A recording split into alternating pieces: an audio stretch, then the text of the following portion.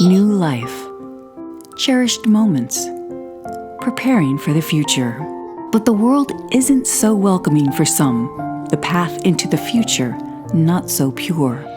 I entered into the foster care system when I was about 1 year old. When I was 6 years old, my mother, she was involved in a drug deal that had gone bad, and I was taken from that home. I think I had 3, maybe 4 foster homes before I was 8. You know, going to group homes, to shelters, and then foster homes, different ones that never accept you as their own child.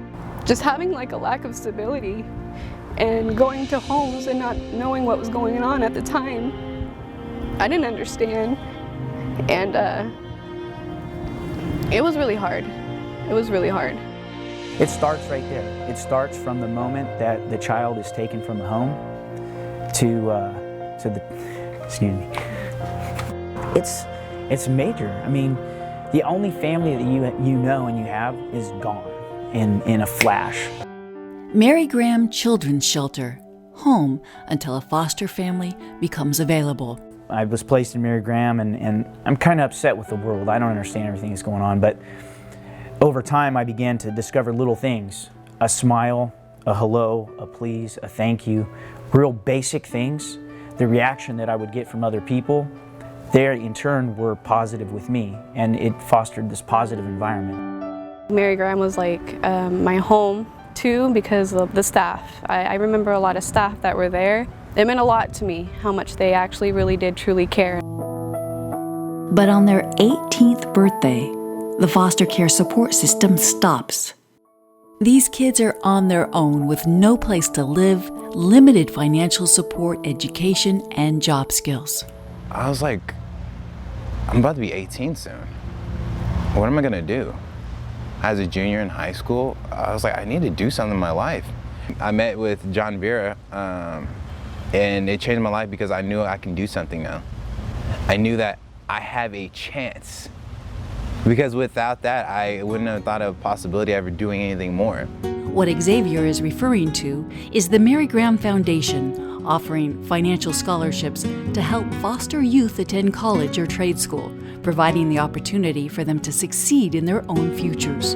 Having completed his AA, Xavier is starting his junior year at UOP this fall. I'm glad I finally made it here, man. I'm gonna make a big difference. It's been years in the making. You've been talking about that since senior year of high school. See, a private university student makes you feel good, man. You were like, hey, bro, get back in there, let's go, you know, and I did it. You can't give up. You can't be short-sighted. And I did it. I don't settle for anything less, you know?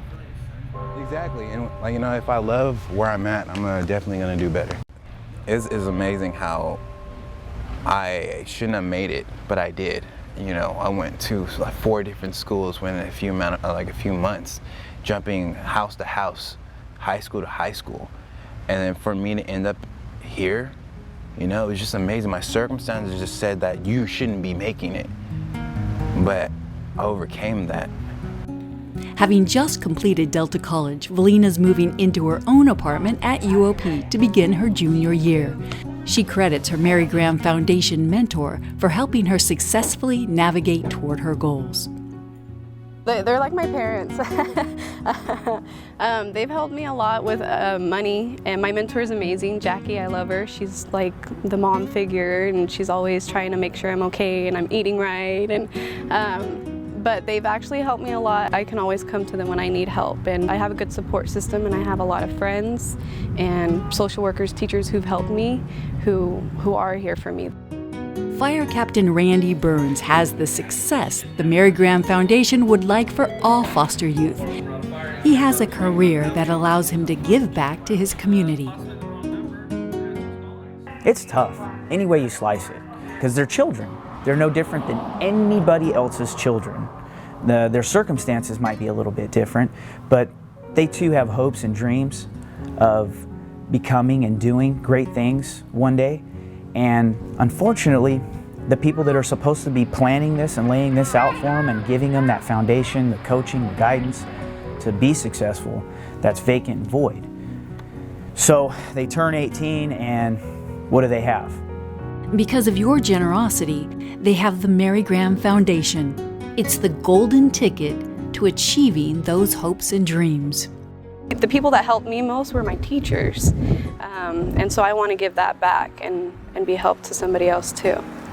And Mary Graham was willing to just, you know what, we've seen your effort. We've seen what you put in, and we're willing to put in just like you did. As for Captain Burns, he now sits on the board of Mary Graham Foundation and gets to see this opportunity play out in the lives of hundreds of kids. Kids who, through no fault of their own, have the greatest challenges in front of them. Kids who are just like he was not that long ago.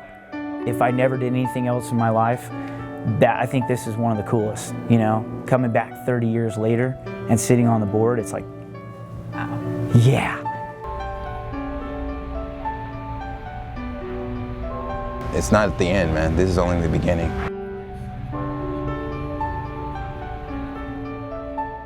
And I stood there, straining my eyes to see through the foggy mist for the yellow school bus to take me to my 3rd grade class, Mrs. Smith. How she used to tell me each and every day that I needed to study my multiplication tables. But how could I learn them if I wasn't even able to go home to a stable environment? That to my mother I was just another label of her insane ways, because flat land to her was still rocky, and as much as I tried to climb to gain her acceptance, I fell back to the cliff I started on.